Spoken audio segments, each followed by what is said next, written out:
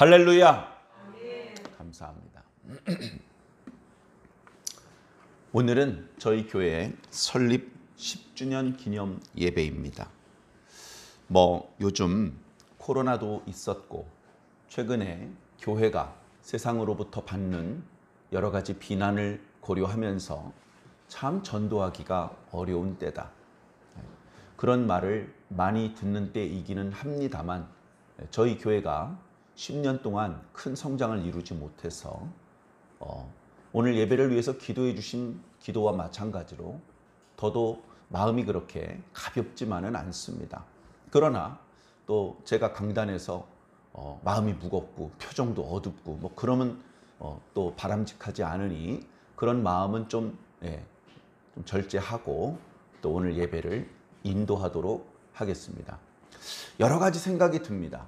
본래는 오늘 본문 말씀을 중심으로 좀 이렇게 오늘 예배 때 말씀을 전해드릴까 그런 생각을 하기도 했는데 그 말씀도 드리겠지만 그보다는 오늘 아무래도 저희 교회 설립 10주년, 왠지 9주년이나 11주년보다는 좀 더 뜻깊을 것 같은 그런 예배를 드리는 시간이기 때문에 그와 관련된 말씀을 드리지 않을 수 없을 것 같습니다. 그리고 그 내용은 책망이 아니고 격려의 말씀이 될 것 같습니다. 제가 그렇게 기도하면서 받았기 때문에 그렇습니다. 지난 수요일이었나요? 이름까지 밝힐 필요는 없을 것 같은데 조금은 낯선 분이 예배에 참석하셨습니다. 그분은 그 저번 수요일에도 참석을 하셨습니다. 그래서 이제 여러 가지 그분에 대한 모든 것을 알고 있는 것은 아니지만 그분은 아마도 주일 예배를 드리는 자신이 이름이 등록되어 있는 교회는 따로 있습니다. 여러 가지 사정이 있어서 저희 교회에 수요일 저녁 예배에 참석을 하셨습니다. 그래 예배 끝나고 인사를 하는데 잠깐 대화를 주고받았거든요. 앉아서 얘기한 것도 아니고 서서 대화를 잠깐 주고받았습니다. 그분이 이렇게 보니까 뭔가 받았어요. 뭔가 받았는데 하나님께 받았고 뭔가 은혜를 받았습니다. 그 대화 중에 잠깐 목이 메어서 울먹하고 눈시울이 뜨거워지는 것을 참아가면서 잠깐 이렇게 대화를 나누었습니다. 그런데 그분이 무엇 때문에 감동을 받았는지, 그분이 무엇 때문에 우리 교회를 왔는지 그것까지는 말씀을 하지 않으셨습니다. 뭔가 기도를 부탁할 것 같아서 괜찮으니까 부탁하시라고 말씀을 드렸는데 기도 제목도 이야기를 할까 말까 하다가 말씀을 하지 않으셨습니다. 그런데 뭔가 이제 한마디를 던지고 가셨는데 그분이 그날 설교 말씀에 은혜를 받은 게 아니에요. 물론 설교 말씀도 좋았다고 하셨지만 설교 말씀 때문에 은혜를 받은 게 아니고 간단히 말씀드려서 이렇게 작은 교회, 성도도 얼마 없는 교회에 이런 어려운 상황인데도 불구하고 교회 문을 닫을 생각을 하지 않고 또 뭔가 얼굴 표정을 보니까 뭔가 짓눌려 있고 위축되어 있고 근심에 휩싸여 있고 이러질 않고 아무렇지도 않은 것처럼 예배를 이렇게 드리는 모습을 보는 거예요. 그분이 이제 그걸 봤어요. 자기도 너무너무 힘들어서 너무너무 답답하고 힘든 어떤 문제가 있어서 그래서 이제 교회를 왔는데 교회 와서 목사님하고 사모님 이렇게 예배 드리는 모습을 보니까 어머나 세상에 자기가 힘든 것보다는 이 교회가 더 힘들어 보이더라는 겁니다. 교회가 너무너무 힘들어 보인다는 겁니다. 교회가 너무 힘들어 보여서 자기가 힘든 문제는 별로 큰 문제도 아닌 것처럼 보일 정도로 교회가 힘들어 보였는데 이렇게 힘든데도 아무렇지도 않게 계속해서 예배드리고 계속해서 이 사역을 진행시켜 나가는 모습을 보면서 뭔가 메시지를 받은 거예요. 야, 너보다 더 힘든 이 사람들도 이렇게 하고 있는데 너는 겨우 그것 때문에 발목이 잡혀서 거기 그렇게 주저앉아 있느냐? 이런 말씀을 이제 주님께 들은 거예요. 그래서 설교 말씀의 어떤 내용, 그것도 물론 좋았지만 그것 때문에 뭔가 울컥한 것이 아니고 그 상황과 그 모습과 그것을 통해서 주시는 주님의 메시지, 이것 때문에 뭔가 이제 감동을 받았다는 겁니다. 그런데 그 말을 듣자마자 저와 제 아내가 또 눈시울이 뜨거워지는 거예요. 별 생각 없었는데 늘 주님께서 은혜를 주시고 감동해 주셔서 예배를 은혜롭게 인도했었는데 우리는 뭐 특별하지 않잖아요. 매주 그랬으니까. 그래서 그냥 무덤덤하게 지나갈 뻔했는데 우연히 예배에 참석했던 분의 말을 통해서 우리가 사실은 엄청난 하나님의 은혜 가운데 붙잡혀서 지금 이렇게 예배를 드리고 있는 거였구나라는 것을 새삼스럽게 깨닫고 또 목이 메이고 울컥했었습니다. 참 재밌는 것 같아요. 힘들어하는 두 사람이 만나서 잠깐 대화를 나눌 때 일방적으로 어느 한쪽만 도움을 받는 게 아니고 양쪽이 서로 도움을 주고 서로 도움을 받는 것입니다. 사람이 하는 일이 아니라고 저는 느꼈습니다. 하나님께서 하신 거구나. 하나님께서 정말 어떻게 보면 어떤 하나님의 움직이심 이런 것들을 보지 못하기 때문에 우리는 우연이라고 말을 하는데 우연히 한 분이 우리 교회에 와서 예배를 드리고 집에 가면서 그냥 가지 않고 잠깐 대화를 나누었는데 그 대화 가운데 서로 눈시울이 뜨거워지는 그런 경험을 했다. 그 대화를 통해서 서로 위로받고 용기를 얻고 은혜를 받았다. 이것은 하나님께서 하시는 일이라고 저는 분명히 확신합니다. 그러니까 어떻게 보면 고정관념을 좀 버려야 됩니다. 하나님께 우리가 은혜를 받아야죠. 그런데 그것은 목사님께서 강단에서 말씀을 선포할 때 그것을 들을 때 그때만 은혜를 받는 것이다 라고 생각하면 안 될 것 같습니다. 어떤 주일 예배 때에는 목사님께서 강단에서 말씀을 선포하실 때는 별로 은혜를 못 받았는데 헌금을 할 때 은혜를 받을 수도 있습니다. 아무개 집사님이 예배를 위해서 기도할 때 은혜를 받을 수도 있습니다. 목사님께서 축도하실 때 은혜를 받을 수도 있습니다. 어느 포인트에 은혜가 될지는 우리가 결정하는 게 아닙니다. 주님께서 하시는 일이죠. 우리는 예상할 수도 없고 어떤 땐 민감하게 느끼지 못하고 지나칠 때도 있습니다.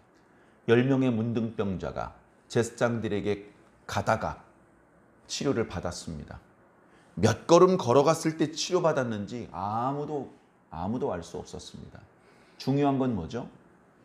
얼만큼 이동하다가 치료받았는지가 중요한 게 아니고 치료받았다는 사실이 중요한 것입니다. 그들이 자신의 몸이 깨끗해진 것을 알고 각자 집으로 돌아갔습니다. 한 명만 예수님께 다시 돌아와서 예수님 발 앞에 앉아서 감사했죠. 그래서 예수님께서 물어봤죠. 야, 너 한 명만 고침받았냐? 왜 너 한 명만 왔냐? 주님 죄송합니다. 네가 죄송할 일은 아닌데 다 자기 집으로 갔습니다. 근데 저는 그냥 집으로 갈 수가 없었습니다. 이런 게 중요한 것 같아요. 우리는 문둥병, 나병, 현대의학으로도 고칠 수 없는 병, 그 병이 고쳐진 거, 야 대단하다. 근데 예수님께서는 나병이 고쳐진 게 대단하지 않았습니다. 예수님께 다시 돌아온 그 한 사람이 대단했습니다. 그 사람은 왜 돌아왔죠? 주님께 뭐 맡겨놓은 게 있었나요? 아니잖아요. 그런 행동, 주님께 다시 돌아오게 만든 그 행동, 그 행동을 하게 만든 그의 감정, 여기가 중요한 것입니다. 성령님께서 그 부분을 건드리시는 거예요. 우리가 어떤 성도가 하나님 앞에 헌금을 합니다. 그 성도를 우리가 오랫동안 지켜봐 왔고 그가 어떻게 생활하는지 다 알고 있는데 그가 전에는 그렇게 큰 돈을 헌금한 적이 없었고 그의 경제적인 상황은 그렇게 큰 헌금을 할 수 있는 상황이 아닌데 큰 돈을 헌금을 했어요. 왜 그랬을까? 강압에 못 이겨서, 협박을 받아서 그랬을까요? 교회에서는 그런 거 하지 않죠. 뭔가 하나님께서 그의 마음과 생각을, 그의 영혼을, 그의 감정을 감동시키신 겁니다. 감동이 되니까 움직이는 거예요. 사랑하는 성도 여러분, 우리는 감동이 필요합니다. 감동이 없으면요, 어떤 특별한 행동을 하지 못합니다. 어떤 특별한 고백을 할 수가 없습니다. 감동이 되니까 평상시에는 절대로 하지 않을 말, 평상시엔 절대로 하지 않을 행동을 하는 겁니다. 그걸 일으킨 원인, 감동입니다. 저는 저희 집 가훈이 여러 개 있는데 그 중에 하나가 감동을 주는 사람입니다. 감동을 주고 안 주고를 내가 마음대로 조절할 수 있으면 참 좋겠어요. 근데 사실 어떻습니까? 불가능한 일입니다. 내가 의도적으로 저 사람을 감동시키고 이건 쉽지 않은 일입니다. 그러나 감동이 너무나 필요하기 때문에, 감동이 메말라 있는 시대를 살고 있기 때문에 저 사람도 감동을 시켜줘야 될 것 같고 나도 좀 감동이 되고 싶고, 그래서 그런 감동에 대한 염원을 담아서 저희 집 가훈을 감동을 주는 사람으로 정한 적이 있습니다. 그거 말고도 착하게 살자 이런 가훈도 있었고요. 항상 기뻐하며 서로 사랑하며 라는 가훈도 있었습니다. 우리 아이들 중에는 그 첫 번째 가훈을 이렇게 액자로 표구로 만들었던 걸 보지 못한 아이도 있는 것 같습니다만, 어찌되었건 좋은 어떤 문구를 가훈 삼아 우리 이렇게 한번 살자 이렇게 정한 적이 있는데, 그 중에 하나가 감동이거든요. 감동은 너무나 중요합니다. 감동은 너무나 중요합니다. 요셉이 바로왕의 꿈을 해석했을 때 요셉이 마지막으로 한 말, 마지막으로 꿈을 해몽하면서 왕이시여, 이건 심각한 문제인데 이 문제를 해결하기 위해서는 지혜로운 사람 한 명을 총리로 세워서 이 문제를 해결하게 하셔야 됩니다.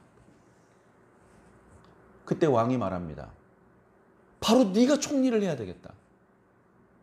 옆에 있는 신하들한테 말하죠.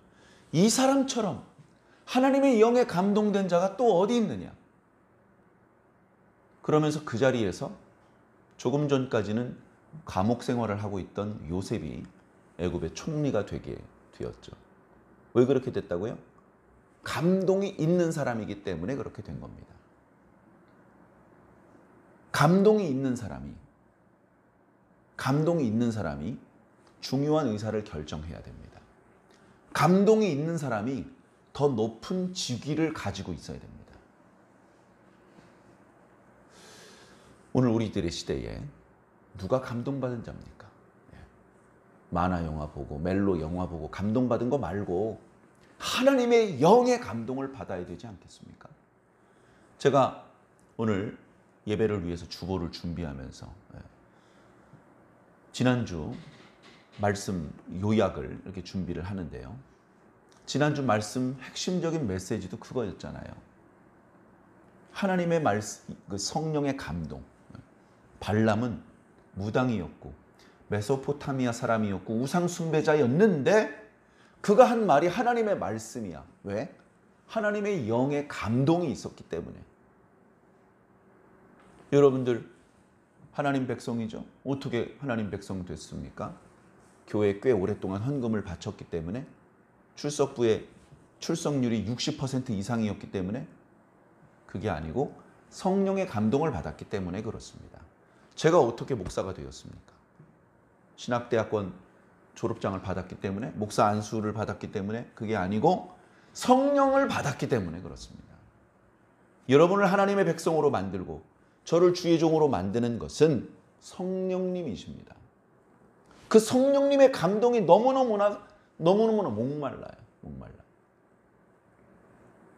예전에 그런 찬송이 있었습니다. 요즘 잘 부르지 않는 찬송입니다. 1절 첫 줄부터 다소 부정적인 인상을 주는 그런 찬송이기 때문에 그런데 빈들의 마른 풀처럼 시드는 나의 영혼, 이런 찬송 부르고 싶지 않잖아요. 그래서 그 뒤에 좋은 내용이 많이 있는데 잘 안 부르는데 결국 뭡니까? 성령의 감동을 받아야 되는데 메말라 있다는 거예요. 솔직하게 그걸 인정해야 됩니다. 우리 현대 그리스도인들이. 우리 목사님들, 우리 장로님들, 권사님들이 그걸 인정해야 돼요. 내가 마르고 있다는 것을 인정을 해야 됩니다. 그 마른 상태로 계속 지속되면 안 되니까 다시 단비를 부어주시옵소서. 단비. 땅이 쪽쪽 갈라지면 농사가 안 되잖아요. 나 굶어 죽잖아요. 그러면 안 되는데 어디서 물을 안 됩니다. 지하수도 없고요. 강물도 말랐어요. 어떡하자는 얘기입니까? 하나님께서 하늘로부터 단비를 내려주시는 수밖에 없어요. 근데 그건 내가 조절할 수가 없어. 지하수는 만약에 있다면 내가 땅을 팔 수 있어요. 힘들긴 하지만. 근데 하늘에서 단비가 내린 건 내가 조절이 안 돼. 그건 하나님께서 하시는 겁니다. 하나님 살려주시옵소서. 단비를 내려주셔야 삽니다. 예. 여러분 지금 밖에 논과 밭 얘기하는 게 아니고 우리 영혼 얘기하는 겁니다. 우리 영혼이 쩍쩍 갈라져 가고 있으니까 단비 좀 내려달라고 어디다 대고 빌어야 되겠습니까? 하나님께 기도해야죠. 하나님께서 내려주시는 단비는 감동의 단비입니다. 말씀의 단비, 은혜의 단비, 성령의 단비입니다. 다른 걸로는 우리의 이 메마름을 채워줄 수가 없어요. 여러분 제가 그런 말씀 드렸던 기억이 납니다. 질병 중에 무서운 질병 중에 하나가 골다공증이에요. 골 밀도가 떨어집니다. 뼈 속에 칼슘을 비롯해서 그 뼈를 단단하게 만드는 그런 구성 요소들이 있는데 다 빠져나간 거예요. 그래서 현미경으로 보면 속이 텅 비어 있어요. 그런데 문제는 뭡니까? 그걸 못 느껴요. 길이가 줄어든 건 아니거든요. 그 형태 그대로 유지하면서 내용물만 빠져나간 거예요. 그러니까 자기가 골다공증인지 몰라. 언제 알아요? 꽝 부딪혀보면 압니다. 뼈가 산산조각 나요. 뼈가 산산조각. 붙일 수가 없어. 가루가 돼가지고. 영적인 골다공증도 똑같습니다. 자기가 말랐는데 마른 줄 몰라요. 영적으로 말랐는데 신사복 입으니까 그럴듯해요. 영적으로 말랐는데 지난번 충만했을 때랑 똑같은 헌금을 드리니까 옆에 사람은 몰라요. 모릅니다. 말랐는데 찬송 부를 때 아주 찬송 잘 불러요. 언제 드러나죠? 충격을 해보면, 충격이 일어나 보면 압니다. 영적인 충격이 옵니다. 그런 거 안 왔으면 좋겠는데 반드시 옵니다. 파도는 계속 밀려오는 거예요. 우리를 가만히 내버려 두지 않습니다. 그래서 예전에 저 정도 파도 견딜 수 있지 했는데 부딪혔더니 산산조각 나는 거예요. 왜죠? 외형은 유사했는데 내용물들이 없으니까 박살이 나는 겁니다. 감동이 없는 현대 그리스도인들이 유혹에 취약하고 죄악을 잘 이겨내지 못하고 그래서 그런 겁니다. 현대 그리스도인들이 유난히 영적인 골다공증에 걸려 있는데 그런 상태에서 예수님께서 다시 오신다면 어떻게 되겠습니까? 아이고 다행이다. 내 골다공증 문제 해결해 주시고 예수님 영접해서 구원받고 그렇게 될 것 같잖아요. 그게 그렇지가 않습니다. 그게 우리 입맛대로 우리 욕심대로 되질 않아요. 영화 같은 데 보면 손오공이 공중을 날아다니면서 막 싸우죠. 그러다가 붕붕붕붕붕붕 날다가 땅에 떨어집니다. 땅에 떨어질 때도 멋있게 떨어져요. 탁 하고 떨어지는데 땅에 떨어질 때 쿵 소리를 내면서 떨어집니다. 근데 손오공은 하나도 안 다쳤어요. 딱 멋있게 딱 일어서죠. 예수님께서 다시 오실 때 이 땅에 꽝 하고 떨어지시는데 그 충격으로 영적 골다공증 걸리셨던 분들은 다 가루가 될 겁니다. 우리 마음대로 안 돼요. 우리 마음대로 안 된다고요. 자, 영적 골다공증 걸린 사람을 조금 다르게 비유하자면 이런 겁니다. 하나님의 구원 방주에 올라타질 않고 한 발만 올려놓는 거죠. 한 발만. 두 발 다 올려놓아야 탄 거잖아요. 두 발 다 밖에 있으면 아직 안 탄 거고 한 발만 올려놓은 사람들. 영적인 골다공증에 걸린 사람의 영적인 모습을 그렇게 비유해 볼 수 있을 것 같습니다.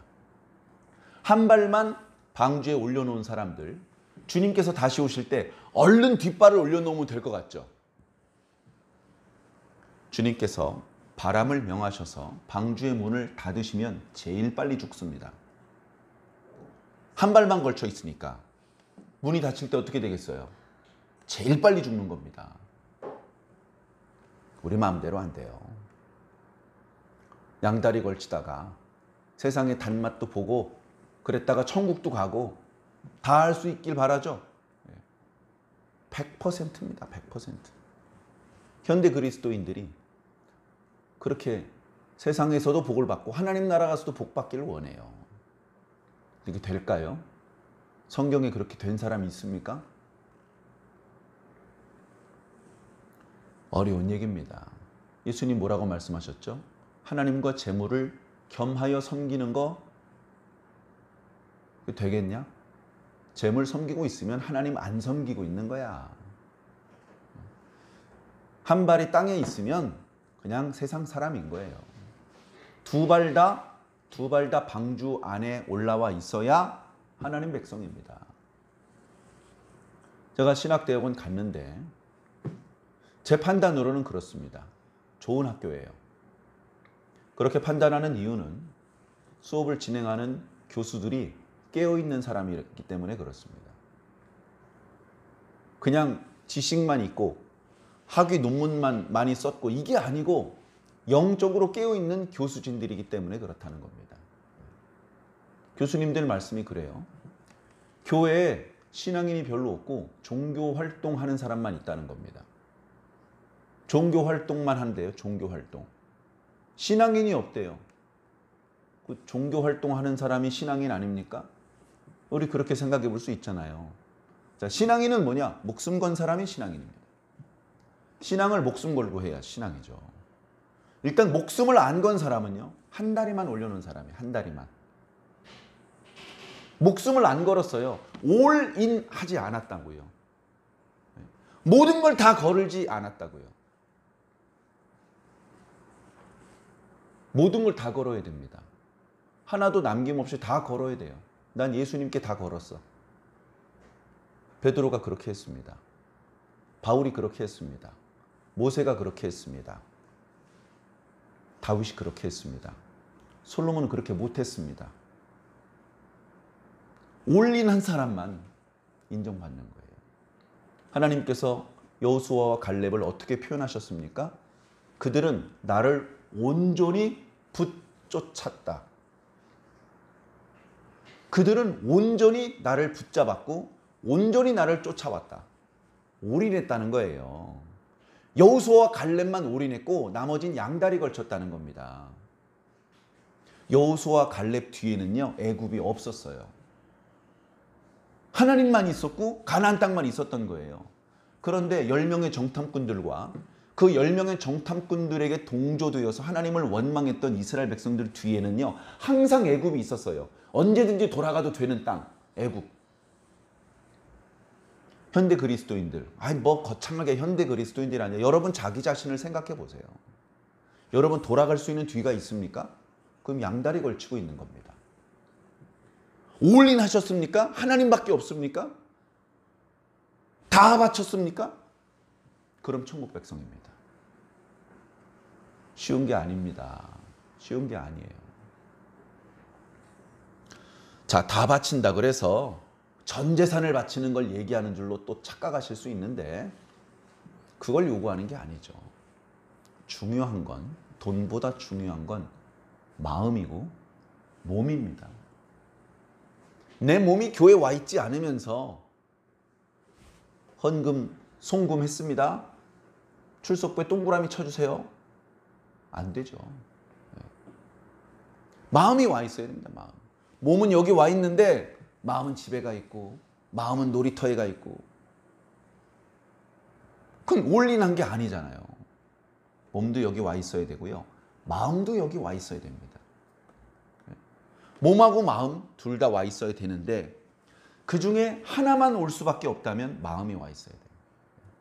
저 군대 있을 때 몸을 교회로 인도해 갈 수가 없었어요. 마음은 교회에 있었어요. 주일 때마다 가슴이 아픕니다. 가슴이 아파. 교회에서 맨날 졸던 놈인데 근데 그 예배, 주일 예배를 못 드리니까 가슴이 아파요. 눈물이 납니다. 눈물이. 왜요? 마음이 교회에 있기 때문에. 예배 시간에 늦을 것 같아요. 어떻게 합니까? 뛰어갑니다. 교회 뛰어가는 사람을 요즘에 보기 힘들어요. 교회 뛰어가는 사람이 없어요.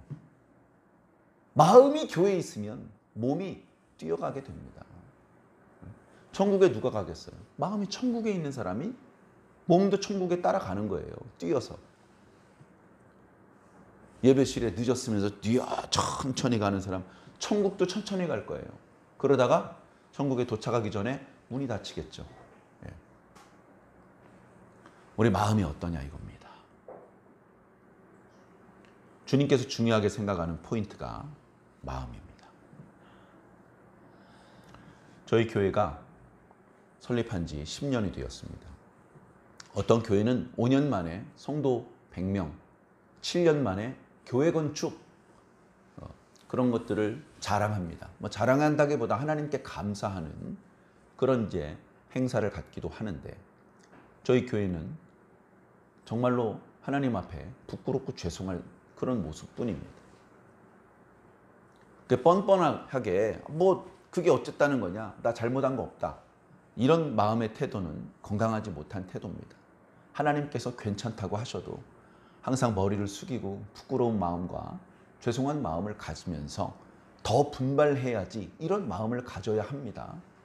자, 그러나 하나님께서 항상 다수를, 숫자가 많은 것을 좋아하신 적이 없다는 그 점을 한 가지 말씀드리고 싶고, 그리고 중요한 핵심 골격은 잃어버리지 않았다는 말씀을 드리고 싶습니다.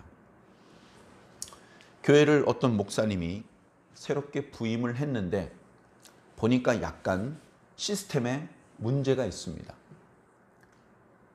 그래가지고 뭔가 문제가 있는데 어떻게 하면 이 문제를 해결할 수 있을까 고심을 하다가 그 문제의 핵심에 성가대라는 부서가 있다는 걸 알았습니다.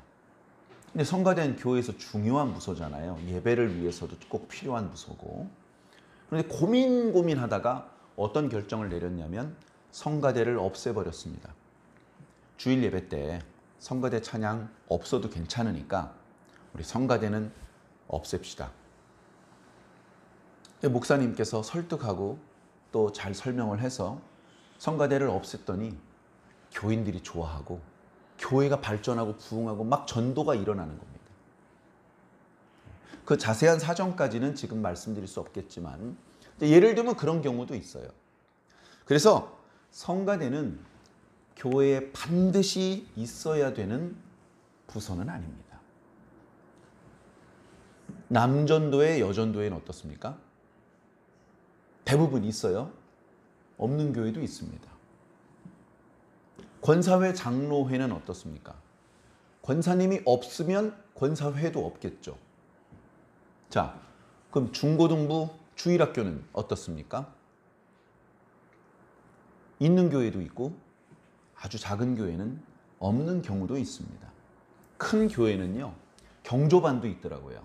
그래서 장례가 나면 함께 참여해서 조문을 함께 하는 그런 또 성도님들의 팀이 구성되어 있기도 하고, 또 예배 때 경배와 찬양단이 있어서 함께 기도하면서 찬양을 준비하고 연습하고 예배 때 찬양을 인도하는 그런 팀이 있는 교회도 있습니다. 그런데 그 팀은 반드시 있어야 되느냐? 그런 팀이 있어야만 교회로 인정받을 수 있느냐? 아닙니다. 있으면 너무나 좋고 감사한 일이고 없는 경우도 얼마든지 가능한 것이죠. 그런 기준으로 보았더니 저희 교회는 거의 대부분 없습니다. 제가 전에 섬기던 교회만 해도 주일학교, 중고등부, 청년대학부, 또 남선교 1, 2, 3부, 안수집사회, 장로회, 권사회도 시무권사회, 협동권사회, 성가대, 찬양단, 또 봉사부서로서 시설관리반, 차량운행반, 식당반, 안내반, 헌금반, 여러 가지 새가족반, 그런 어떤 봉사단체나 기관이 있었습니다. 근데 이제 교회를 개척하고 교회가 작다 보니까 그런 게 전혀 없어요. 만들 수가 없죠. 그런데 그래도 저희 교회는 예배를 드립니다. 주일 예배 지금까지 한 번도 어기지 않고 드렸습니다. 3일 예배는 교회 사정이 생길 때 드리지 못하는 경우도 있었지만 특별한 일이 없을 때에는 3일 저녁 예배도 쉬지 않고 늘 드렸습니다. 새벽 예배, 코로나19 때문에 비대면으로 전환하기는 했지만 새벽 예배를 항상 드리고 그 영상을 유튜브에 계속해서 올리고 있습니다. 그 유튜브에 제가 이제 내용을 쭉 보니까요. 일주일이면 8편의 설교가 유튜브에 이제 올라가더라고요. 그리고 이제 코로나 시작하고 몇 개월 후에 이렇게 비대면 예배 막 하면서 시작을 했는데 벌써요. 거의 2,000편 이상의 2,000편이 넘었나? 정확히 이제 숫자는 기억이 안 나는데 그 정도의 설교가 벌써 올라와 있더라고요. 그리고 예전에는 이제 포털 사이트에서 제 이름을 검색해 봤자 안 나오고 저와 이름이 똑같은 다른 어떤 대기업의 임원 이름이 나오고 이런 정도였는데 이젠 제 이름이 나와요. 별거 아닙니다, 사실은. 저는 그런 마음입니다.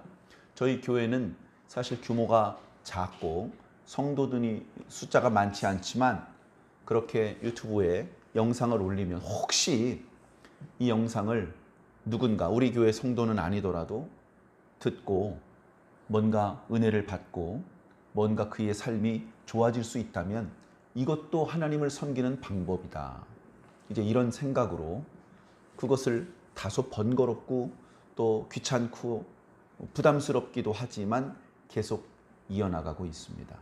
그래, 저희 교회는 다른 교회에는 있는데 없는 게 참 많이 있습니다만 그나마 이나마도 하나님께서 채워주신 것이라고 믿고 감사하고 있으며 그리고 핵심적으로는 참석하는 숫자는 변동이 있지만 예배를 드리고 있다는 사실 자체는 변동이 없는 이것은 목사의 어떤 노력과 의지와 능력으로 되는 것이 아니고 하나님께서 지켜주시기 때문에 된다.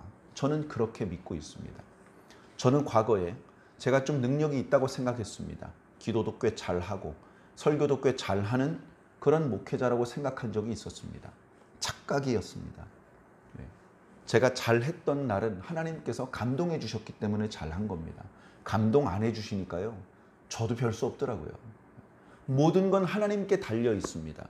그걸 뒤늦게 깨닫고 이제 조금씩 눈을 뜨고 철 들고 있습니다.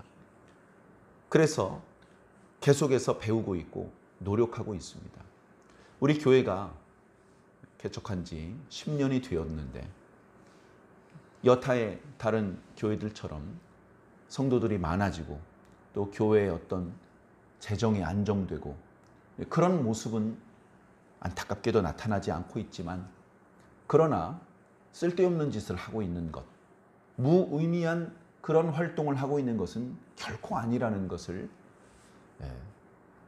모르겠습니다. 다른 동료 목사님들이 그렇게 말할 때는 별로 그게 인정이 안 됐어요. 그냥 위로하려고 그냥 나 너무 힘들어하고 속상해하니까 내 마음을 좀 이렇게 안정시켜 주려고 저런 말을 하는 거지. 사실은 이게 잘하는 건 아니야. 내가 너무 잘못하고 있는 거야. 부족해. 이제 그런 생각을 속으로 했는데 기도하면서 주님께서 저를 위로해 주시는 그 동료 목사님들과 똑같은 말씀을 해 주실 때, 다시 말해 네가 지금 하고 있는 목회는 무의미한 활동이 아니다. 지금 당장은 성도 수가 눈에 띄게 확확 늘어나지 않고 있지만, 지금 당장은 유튜브에 올려놓은 그 영상들의 조회수가 엄청나게 늘어나지 않고 있지만, 그러나 주님께서는 여전히 저와 우리 교회와 그리고 우리 교회 성도들과 함께하고 계시고, 이 강단에서 선포되는 말씀은 성경적인 성령의 감동을 통해서 주신 말씀이고, 그렇기 때문에 한 명이 되었든 10명이 되었든 이 교회에서 천국 갈 사람이 반드시 나오고, 그렇기 때문에 김 목사가 지금 하는 활동은, 그 목회는 무의미한 목회가 결코 아니다. 그렇게 주님께서 위로의 말씀을 주셨습니다. 그렇게 위로해 주셨으니까 계속해서 방만하게 또는 태만하게 교회를 운영해도 되느냐? 그건 아니죠. 우리가 할 수 있는 최선을 다해야 됩니다. 내가 할 수 있는 최선의 노력을 다해야죠. 그렇게 하는데 잘 될 때도 있고 안 될 때도 있는데, 잘 되면 감사하고 잘 안 돼도 감사한 것이죠. 왜냐? 우리가 주님과 함께 있고 우리가 하는 모든 활동을 주님께서 알고 계시고 있고, 그런 상황이 감사를 불러오는 것입니다. 지난 주중에도 그런 말씀을 드렸고, 어저께 제가 경기도 안산시에 가서 카르포소 총회신학연구원에서 학생들을 가르칠 때도 그 말씀을 드렸는데, 감사는 우리 외부의 환경이 긍정적으로 바뀌었기 때문에 할 수 있는 게 아니고, 우리 내면이 좋아졌기 때문에 할 수 있는 것이다 라는 말씀을 드렸습니다. 아픈 환자를 위해서 기도할 때 하나님, 이 환자를 살려주시옵소서. 그래서 살려주시면 감사하고 안 살려주시면 안 감사합니까? 보통 우리 그런 생각을 하는데, 자기 아버지의 어떤 중환자실에 누워서 사실은 희망이 많지 않은 자기 아버지를 위해서 기도하는 어느 딸이 CBS에서 들은 이야기입니다. 기도하다 어느 날 눈물이 콸콸 쏟아지면서 깨달은 것이, 우리 아버지가 고침을 받지 못하고 죽어도 감사합니다. 그렇게 기도할 수 있게 되었다는 고백의 그 내용을 라디오를 통해서 들은 적이 있는데, 감사는 그런 것 같습니다. 월급 500만 원 받다 1000만 원 받게 됐으니까 감사하는 게 아니고, 500만 원에서 400만 원으로 줄어들어도 그래도 감사할 수 있는 것, 그것은 외부적인 조건이 아니라 내면이 좋아졌기 때문입니다. 하나님께서 중요하게 보는 것이 그 내면입니다. 우리 완주중앙교회 성도 수는 늘어나지 않았지만 최소한 이 교회 섬기고 있는 성도들, 그리고 우리들의 내면은 성장하고 성숙해야 됩니다. 그것도 안 되면 정말 야단 맞아야죠. 사랑하는 성도 여러분, 우리들의 겉도 잘 살펴서 주의 일을 할 수 있는 그런 상태를 잘 유지하고 관리해야 되겠지만, 어쩌면 신앙생활은 내면을 관리하는 생활인 것 같습니다. 우리들의 내면이 정말로 하나님께서 보시기에 아름다운 그런 내면이 될 수 있도록 더욱 분발해 주시기를 바라고, 그 과정에서 우리 완주중앙교회와 함께 하시고 우리 교회에서 드려지는 예배와 함께 해주시기를 주님 이름으로 당부를 드립니다. 그렇게 교회와 함께 예배와 함께 성장하시고 하나님께서 우리에게 주시는 구원에까지 나아가야 됩니다. 오늘 주신 말씀은 보면 시간 관계상 자세히 다루지 못하게 됐는데, 어저께 그저께 묵상했던 말씀과 이어지는 말씀이죠. 하나님께 제사를 드리라. 매일 드리는 상번제, 그리고 안식일마다 드리는 안식일 번제, 매월 초하루에 드리는 월삭 번제, 그리고 1년에 한 번씩 드리는 그런 제사로서 오늘 말씀의 무교절과 77절, 내일 묵상하게 될 초막절 말씀까지 하나님 중심으로 살라는 말씀이거든요. 어떻게 보면 오늘 교회 설립 10주년 감사 예배는 오늘이 끝이겠지만, 다시 1년이 지나면 11주년 감사 예배를 틀림없이 드리게 될 것입니다. 그때에 조금은 하나님께 덜 부끄럽고 덜 죄송한 모습으로 설 수 있도록 1차적으로는 우리 내면이 성장하며 성숙해야 될 것이고, 가능하다면 2차적으로 우리들의 외연도, 함께 예배드리는 사람들의 숫자도 좀 많아지고 교회 재정도 더 안정되고, 그래 하나님을 위해서 또 새로운 사역들도 시작할 수 있는 그런 우리 교회의 모습으로 그렇게 발전할 수 있기를 소망해 봅니다. 그 여정에 계속해서 함께해 주시고 함께 기도해 주시고 함께 힘을 모아 주시기를 당부드립니다. 주님의 위로와 축복이 있을 줄로 믿습니다. 오늘도 그 은혜와 그 축복 안에서 승리하시기를 예수님 이름으로 간절히 축원합니다.